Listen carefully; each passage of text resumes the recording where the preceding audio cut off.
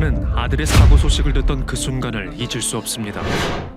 4시 40분쯤에 응급실에서 긴급으로 빨리 와야 된다고, 그래서 이제 급하게 병원에 갔더니 우리 도현이가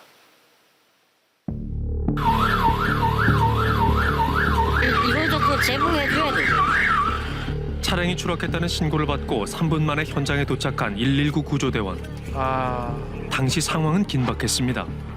일단 저희가 현장 도착해서 확인했을 때는 차량이 수로에 박혀 있었거든요. 아이고. 뒷좌석에 있는 요구조자는 의식이 없었고 일단 두부 쪽에 외상이 심했었어요. 아이고야. 운전자는 할머니였습니다. 뒷좌석에 앉은 손주는 그 자리에서 숨졌고 할머니도 큰 부상을 입었습니다. 진짜. 경찰서에서 받은 블랙박스 영상이 있었어요. 그 영상을 보면서 이거는 단순 사고가 아니다라는 것을 알게 됐죠. 사고 당일 손주의 간식을 챙겨 나오는 할머니. 할머니는 매일 도현군의 등하교를 책임졌습니다. 학원 수업이 끝난 후에도 손주를 데리러 갔습니다. 어서 와. 도연아, 내일 운동장에서 놀지 말고 나와. 그런데 이게 안 돼! 도연아! 도연아! 도연아! 도연아! 손자를 태운 차는 왕복 6차로 도로를 넘어간 뒤 지하 통로에 추락합니다. 이게 손자를 태우고 운전을 정상적으로 할 수 있는 차라고 보십니까? 8년이나 아이의 등하교를 책임지며 차량 관리도 꼼꼼히 했습니다.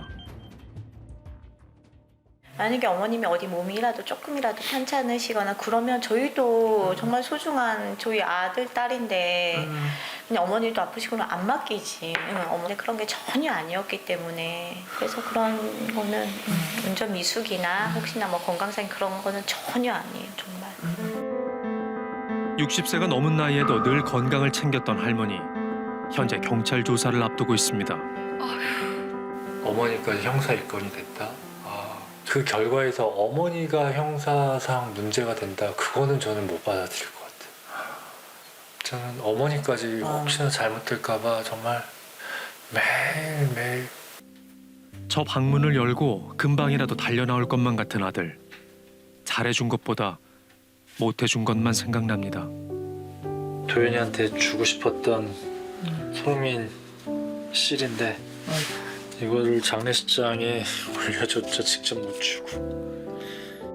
사고가 나던 그날에도 대한민국과 브라질의 16강 경기를 함께 봤습니다. 손흥민 선수를 되게 좋아했는 것 같습니다. TV 출연이 꿈이라던 아들은 공부면 공부, 운동이면 운동, 못하는 게 없었습니다. 우리 가족 소개서를 만들었었는데 거기에 아빠의 장점은 착하다. 그리고 엄마의 장점은 배려심이 많다. 그래서 지금 도현이가 가고 없는 이 세상에서 나는 착한 아빠였구나 라고.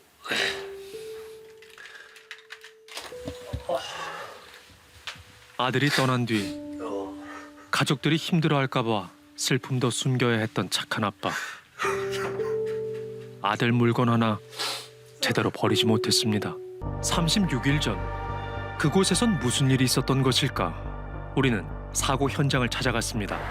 여기 경계석을 받고 이렇게 넘어온 거, 그냥 저기서 그냥 점프해서 이 차를 하나도 안 부딪히고 그냥 날라와요. SUV 차량이 공중으로 솟구치더니 검은 연기에 휩싸이며 땅에 떨어집니다. 여기 안 떨어지고 저런 데만 그냥 갔어도 괜찮았을 거란 얘기죠. 진짜. 차량은 중앙 분리대를 들이받은 뒤 왕복 6차로 도로 위를 날아 2m 높이의 지하 통로로 추락했습니다. 손주를 태운 차는 왜, 어떻게 도로 위를 날아올랐을까? 사람들은 당시 사고를 생생히 기억하고 있었습니다. 이런 큰 사고는 20년 만에 처음이라는 주민들. CCTV를 확인해보니 차의 빠른 시속 때문에 전선과 나무들까지 흔들립니다. 소리가 놀랬죠. 아까 소리가 순간 탕 소리가 났는데 그 마트 뒤에서 연기가 나는 거예요. 당시 소리가 얼마나 컸는지 가게에서 사람들이 뛰쳐나옵니다. 대체 이 굉음은 어디서부터 시작됐을까? 사고 지점, 큰 소음과 함께 도로 위를 질주하다 추락한 차량. 사고 발생 140m 전. 우리 집 지나가는 CCTV가 있거든요. 네. 완전히 그야말로 막 샥 소리 나게 쏟았어. 사고 발생 250m 전에도 소리가 많이 들리더라고, 굉음이요.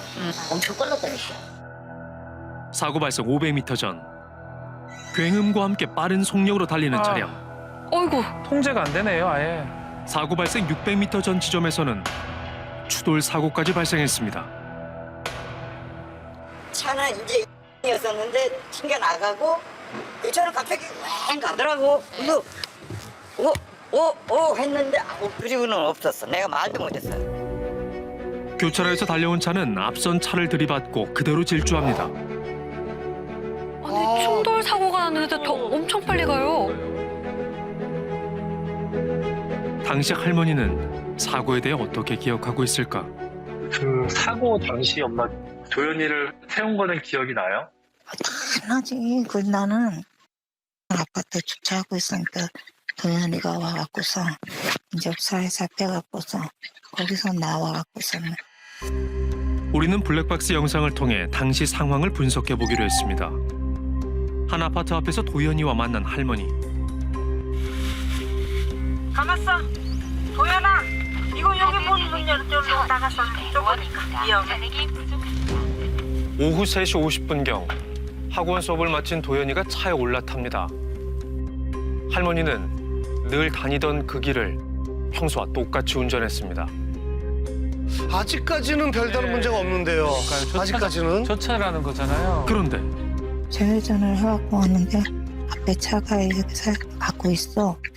그래갖고서 하는데 뭐가 안 돼 그게. 차가 갑자기 빠른 속력으로 내달리기 시작합니다. 지금부터네. 멈춰있던 차 한 대를 들이받은 뒤에도 그대로 질주합니다. 그러면서 내가 그걸 잡으려고 그래도 핸들도 안 되고 그다음에 도연이만 불러 도연이가 있냐고 브레이크도 밟았던 것도 같아요? 기억나지. 브레이크를 밟았는데 계속 밟았는데도 안 되고. 다시 한번 자세히 살펴보겠습니다. 천천히 움직이는 차량. 그런데 갑자기 굉음이 들리잖아요. 계속해서 차는 멈추지 않습니다. CCTV 영상과 비교해서 살펴보겠습니다. 시속이 빨라지기 전 분명한 굉음이 들립니다. 아이고 이게 왜 안 돼? 커피 났다. 엄마 차가 왜 이러는 거죠? 차가 말을 안 듣네요. 이게 안 돼. 도연아.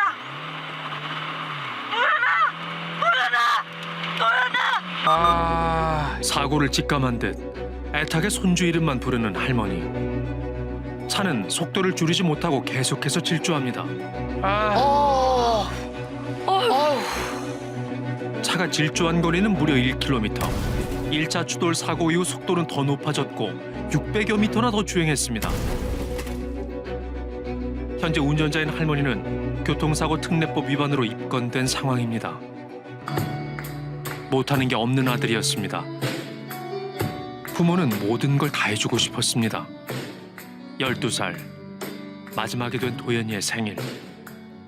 태어나줘서 너무 기뻤고 행복했고 고마운 아이였습니다. 우리는 병원에서 도연이 아빠를 다시 만났습니다. 오늘 그 이후에 이제 도연이의 소식을 전하려고 해요. 어떻게 이 소식을 알려야 할까요? 받아들일 수 있을까요? 처음에는 브레이크를 이제 밟았는데 그게 잘 안 되더라고요. 그래서 뭐 평소에 80km도 밟은 적이 거의 없으시잖아요. 그러니까 난 되게 조심하고 그날은 또 수학학원이 코로나와 선생님 걸려갖고 바쁜 일이 없었거든. 참혹한 현실을 마주해야 합니다. 도연이 살려달라고 제발 살려달라고 그렇게 소리치고 외쳤는데 도연이 너무 건강했잖아. 건강했는데 그날 하늘나라 갔어 엄마. 10일. 그날 도연이 하나님 품에 갔어. 12월 1일 날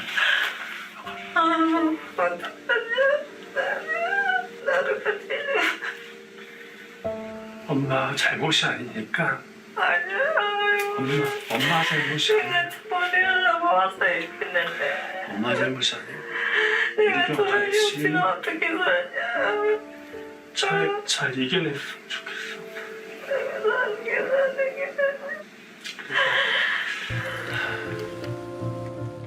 손주를 차에 태우고 집으로 돌아오는 길. 그날 왜 차는 멈추지 않았던 것일까? 풀어야 할 의문이 많습니다. 사고 발생 9일 뒤 국립과학수사연구원이 차량 감식에 들어갔습니다. 도현이 저 자리가 이제 도현이 머리에 피 나서 묻어있던 자국들. 여기만 앉았더라도 지금 와서 이게 무슨 소용이야. 아무것도 없지만. EDI 데이터 이제 그가 정상적으로 나온다라면 가장 좋겠지만은 지금 차량에 이제 그 전원도 안 들어가는 상황이고 일단 할 수 있는 한 최대한 해볼 예정입니다. 주로 타이어와 제동 관련 부품에 대한 조사가 이루어졌습니다. 이제 경찰 수사 결과에 따라 할머니의 형사처벌 여부가 결정됩니다. 사고 기록 장치에는 공중을 날았던 2차 사고 당시 110km가 넘는 속력으로 달린 것으로 기록됐습니다. 하지만 제동 기록은 없는 것으로 나와 있습니다. 꽤 말이 되나요? 그러니까 브레이크를 밟지 않았다는 건데 이게 말이 안 되잖아요. 그렇다면 할머니는 손주를 태우고 가속 페달을 끝까지 밟은 채 1km를 질주했다는 것일까? 아들까지 잃은 아빠는 어머니마저 죄인으로 만들 수 없습니다. 저는 어머니의 조작 실수라고는 절대 보이지가 않아요.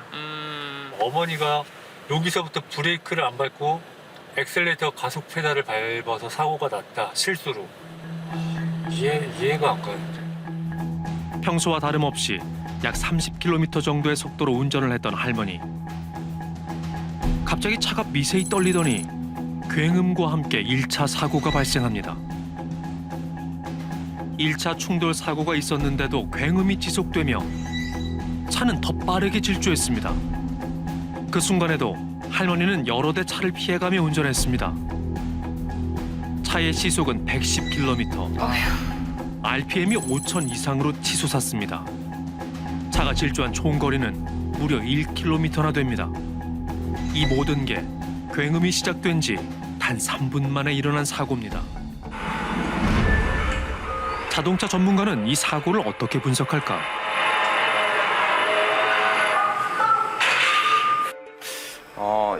여기서부터 지금 사실 좀 굉음이 났는데요. 소리로는 한 4,500rpm 이상 이렇게 올라간 것으로 보이고요. 이때부터 전조 증상이 나타난 것 같은데 이 상황에서 브레이크와 악셀레이터를 혼돈할 정도로 그랬을까 하는 생각은 의문점 같고요. 보통 운전하면서 그렇게 RPM을 고RPM으로 올리지는 않거든요. 시속 110km일 때 정상적인 엔진 RPM은 2,100가량. 그렇다면 왜 차량 사고 기록 장치에는 브레이크를 밟지 않은 것으로 나온 걸까? 전문가들은 사고 기록 장치와 브레이크 여부로만 급발진 여부를 단정할 수는 없다고 말합니다. 부닥쳤는데도 불구하고 계속 밀고 가고 있거든요. 예, 그런 경우는 운전자가 계속 가속 페달을 100% 밟고 있다는 것이 불가능합니다. 왜? 차가 부닥칠 때 발도 같이 흔들거려서 떨어지거든요. 그럼 가속 페달도 덜 밟아야 되는데 EDR 같은 거 보면 100% 밟은 걸로 나와 있어요. 잘못되어 있는 거죠. 그래서 EDR에 대한 신뢰성도 많이 떨어지기 때문에 EDR, 자동차 사고 기록 장치라고 얘기를 하고 있지만은 운전자한테 도움을 주는 게 아니라 자동차 제작사의 면죄부다 이렇게 얘기할 정도입니다. 오늘도 도현이 아빠는 거리로 나섰습니다. 할머니의 실수가 아니라는 것을 증명해야 합니다. 작은 단서라도 찾아야 합니다. 이거 직접 다 제작하신 거예요? 예, 직접 다 제작해서 일단 제보가 지금은 아마 블랙박스가 다 덮어씌워졌을 시기 같은데 한두 건이라도 더 제보가 있었으면 사실 좋겠어요. 저기 카메라만 못 받아서 자동차 굉음이 시작된 곳을 다시 찾아가는 도현이 아빠. 오늘은 사건의 실마리를 찾을 수 있을까? 사고 현장을 비춘 CCTV. 1차 사고 당시 영상인데 뭔가 다른 단서가 나오면 좋을 텐데요. 우리는 차 사고 당시 날씨와 시간 등 같은 조건으로 현장을 살펴봤습니다. 전문가가 의문스럽게 여기는 것은 무엇일까? 인정기네 이것도. 어?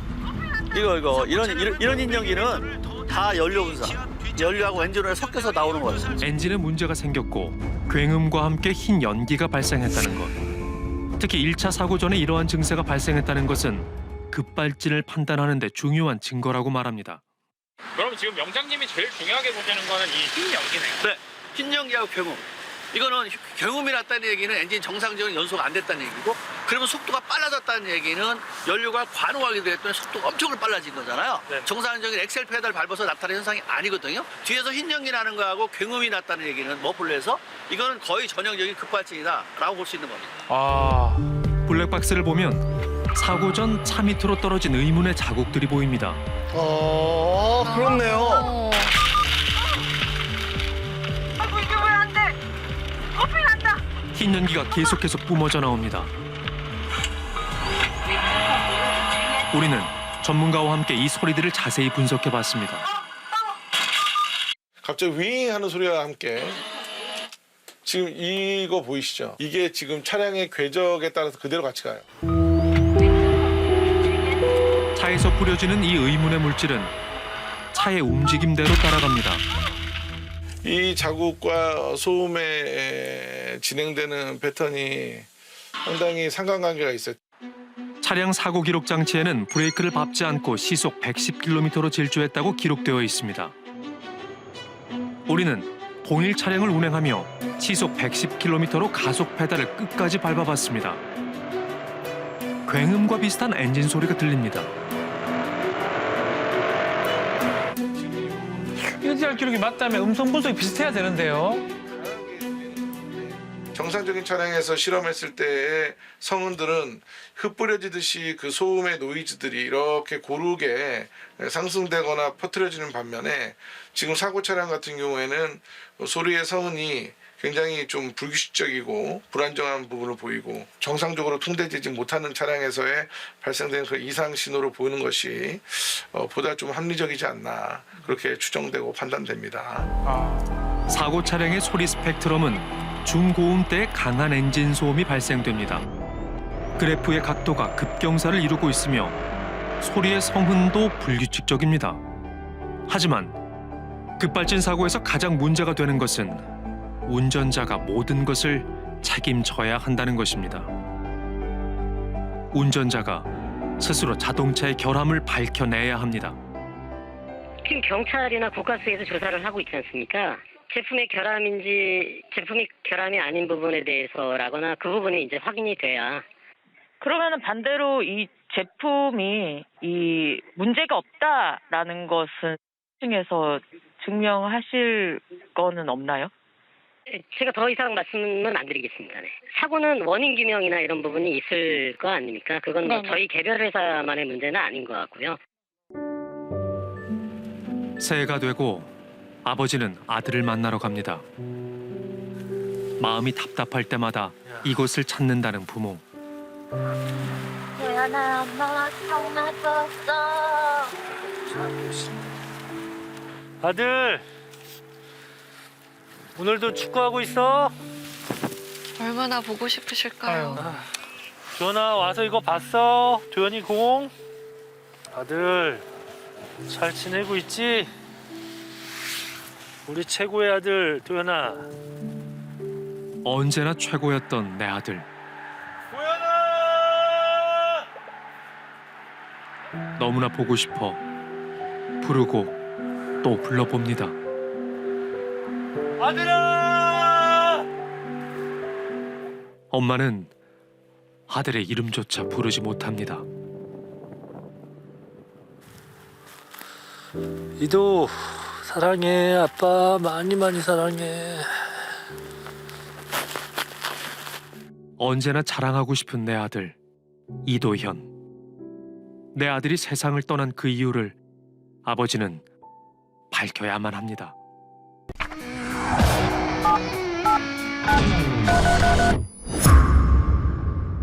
바쁜 일상 속 인생의 마음 쉼표가 되어주는 낚시. 최근 낚시는 비대면 레포츠로 그 인기가 높아지고 있습니다. 예, 그렇죠. 올해 74살의 손정복 씨는 소문난 낚시 광이었습니다. 우와, 이 고개가 화면에 들어오질 않아요. 어깨가 뒤로 자꾸 물러나는데, 우와, 이건 35 이상은 무조건 되는 겁니다. 남겨진 아내는 남편을 보고 싶어도 볼 수가 없습니다. 걸어가는 게 믿기지 않다가 말만 떨어지면 다 사다 주고 다 해주다가 내가 문득 뭐 저기 하면은 그때서 이제 또 실감이 나고 믿기지 않다가 가는 날도 갔다 올게 웃으면서 조심해서 잘 갔다 오라고 내가 여기 내담하면서 그렇게 하고 나갔는데 아이고 참. 하루아침에 허망하게 세상을 떠나버린 남편. 얼마의 시간이 지나야 남편의 죽음을 받아들일 수 있을까요? 남편이 썼던 물건 하나도 버리지 못했습니다. 그것도 그렇고 저 찌 같은 거 저런 것도 다 자기 손수 저렇게 앉아서 만들고 낚시 기구라 그러면 뭐 그냥 전부 애지중지 여기 앉아서 뭐 그냥 노래 불러가면서 그냥 그거 낚싯대 만지고 그거 하는 게 일이었어. 그냥 젊은 시절부터 한결같았던 낚시 사랑. 나이가 들어서도 열정만큼은 대단했습니다. 차하고 낚시 뭐 이거는 애지중지죠. 자기가 좋아하는 거니까 차가 있어야 나갈 수 있고 또 좋아하는 걸 하고 다닐 수 있으니까. 6개월 전 새 차를 구입했다는 남편. 새 차 샀을 때 기분 정말 좋잖아요. 아, 직접 저렇게 광까지 낼 정도로 네. 많이 아끼셨네요. 지난 6월 21일 새벽 4시 그는 혼자만의 여행을 떠났습니다.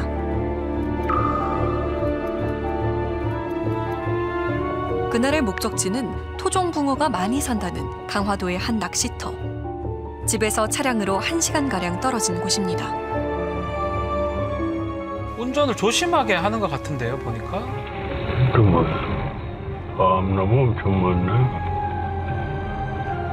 그는 천천히 저수지를 둘러본 뒤 명당 자리를 물색했고 아침을 먹으며 약 5시간 정도 낚시를 즐겼습니다. 그런데 그가 갑자기 어디론가 사라져 버렸답니다. 아, 지금 현장 사진 보니까 낚싯대를 그대로 펼쳐놓은 상태예요. 잠깐 외출하신 거 아닌가요? 사방이 산으로 둘러싸인 이 저수지는 약 11만 제곱미터 규모로 수심이 깊습니다. 아니, 어쩌다가 갑자기 이렇게 빠졌을까요? 블랙박스 영상을 보면 10시 40분경 낚시터를 떠난 손 씨가 차량을 운전하다가 난데없이 저수지로 돌진합니다. 목소리가 많이 당황한 것 같아요, 지금 보니까. 그게 오 하더니 뭐 브레이크도 안 되고 당황한 목소리가 이렇게 나면서 문이 열려야 나가지 막 미치겠네 뭐 이런 소리. 그러니까 지금도 거기 귀에 생생해요. 아니 갑자기 왜 그러지? 불이 안 잡히고? 미치겠네. 아니 문 열려야지. 나가지. 미치겠네 이거. 이거 문이 왜 안 열려? 이게 탈출이 쉽지 않은 상황인가 봐요. 아, 지금 문 손잡이를 잡는 그 소리가 다 예. 지금 들리네요.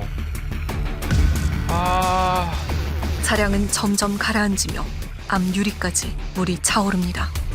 가족들은 건강했던 남편이 물에 빠져 사망했다는 게 석연치 않습니다. 경치도 있고 건강해요. 해병대 나오고 이게 아주 뭐 탄탄해 몸 자체가. 그 옥수동에서 압구정을 건너가려면 그 강을 2개를 건너야 돼요. 거기를 노상 건너다녔어요. 그 수영 하나만큼은 오빠가 잘한 거는 오빠가 물에 빠져 죽었다는 거는 물에 빠졌으면은 그냥 빠졌으면 절대 못 나올 사람이 아니에요.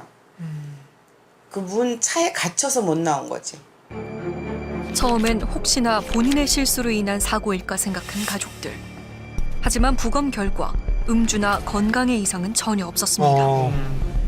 그렇다면 그가 운전하던 차는 왜 갑자기 저수지로 돌진한 걸까요?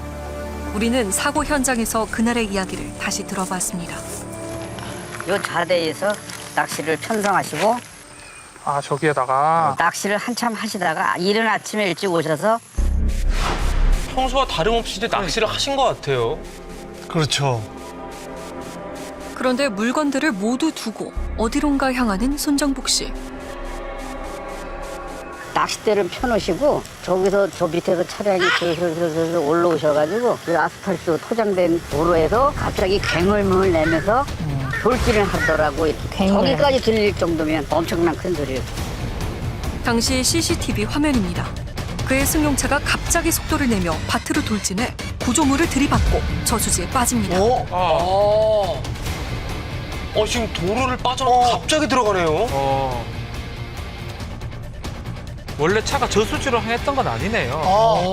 근데 저때 예. 방향을 틀었는데 그냥 갑작스런 사고에 깜짝 놀란 사람들. 손을 쓸 겨를도 없었습니다. 급기야 저수지에 빠진 차가 물속에 가라앉기 시작합니다. 딱딱 유리창을 건드리는지 딱딱 두 번 소리가 나더라고. 구미가 한 차량 4분의 1 정도 남았어요. 그때 저쪽 건너편에 이제 119가 출동해서 오고 있었죠. 그는 물이 차오르는 차 속에서 애타게 구조를 기다리고 있었습니다.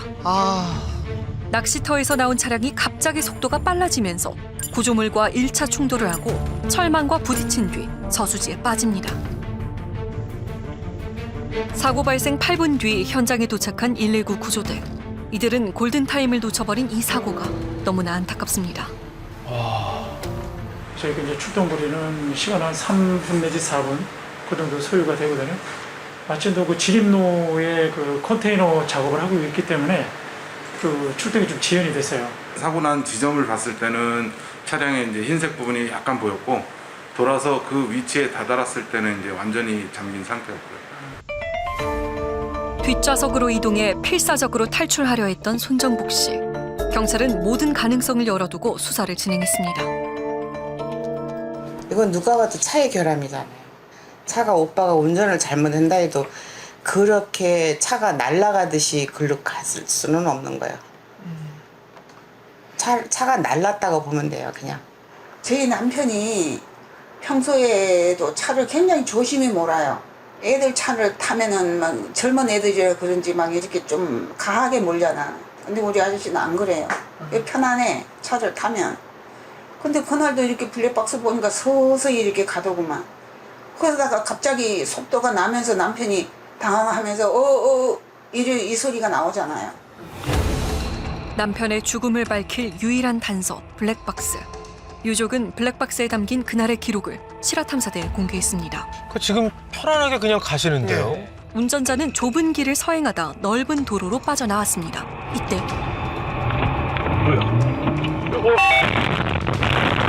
갑자기 굉음을 내며 울타리를 들이받는 차량. 밭으로 돌진해 철망을 뛰어넘어 저수지로 추락합니다. 왜 이래? 왜지? 화풀하기가 죽겠네.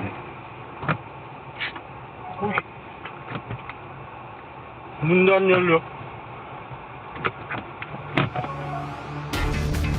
그날 남편의 차는 왜 갑자기 질주를 한 걸까요?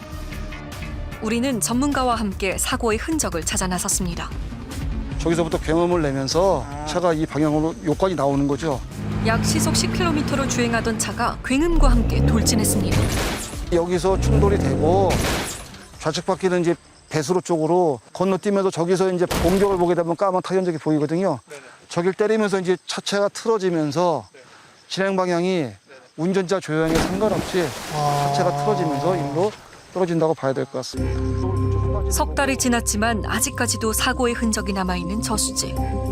차량은 배수로를 뛰어넘고 큰 바위까지 넘어뜨렸습니다. 와, 저 정도면 충격이 상당히 컸겠는데요. 그렇죠.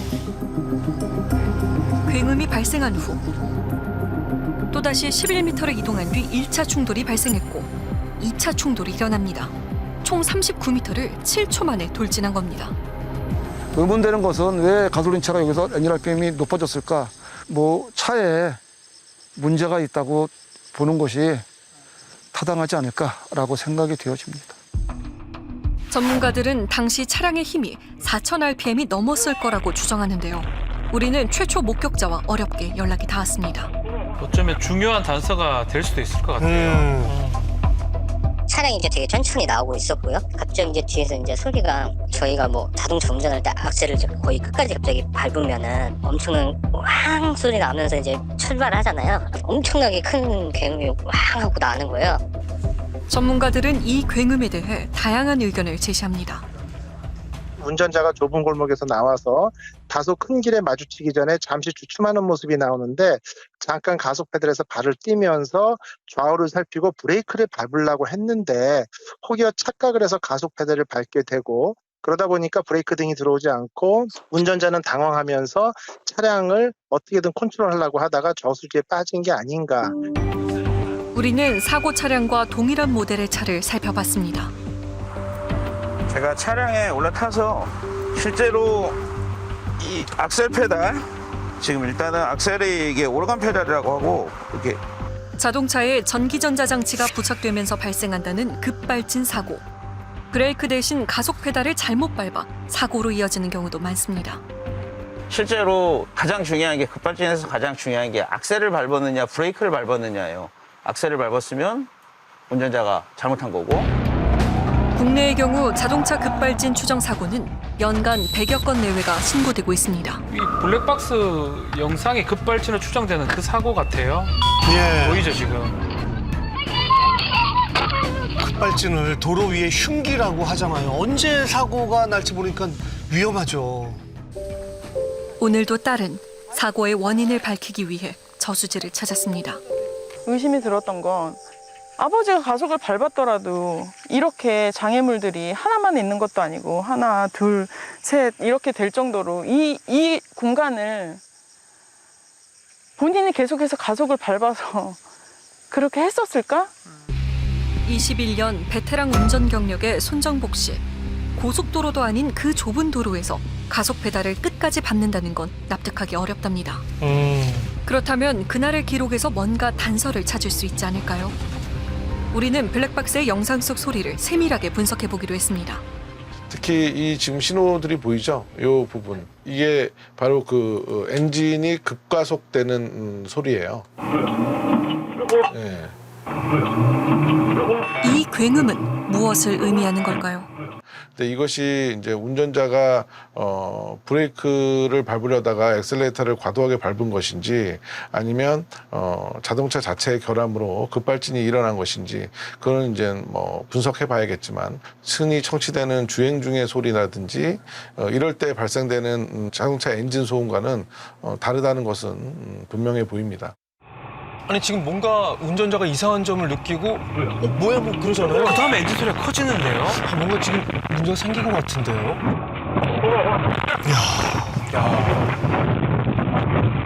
또한 운전자가 가속 페달을 밟고 이런 혼잣말을 하기란 쉽지 않다고 합니다. 아니 갑자기 왜 그러지? 브레이크도 안 잡히고? 브레이크도 안 들고라는 자기가 스스로가 혼잣말로 하는 경우도 있는데 브레이크를 밟아야 되는데 급가속 페달을 밟아서 사고가 발생됐을 때 자기가 이게 나중에 증거로 쓰일 거를 알고 이거를 그렇게 혼잣말로 했다라고 추정하는 거는 굉장히 비합리적이잖아요. 현재 차의 급가속에 대해선 여러 분석과 추측이 나오고 있습니다.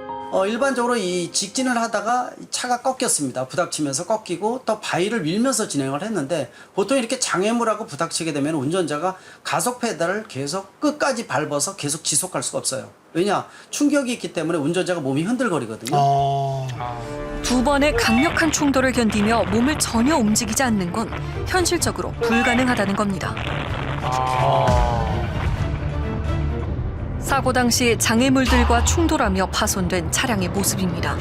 차량 범퍼와 문 쪽이 찌그러져 있습니다.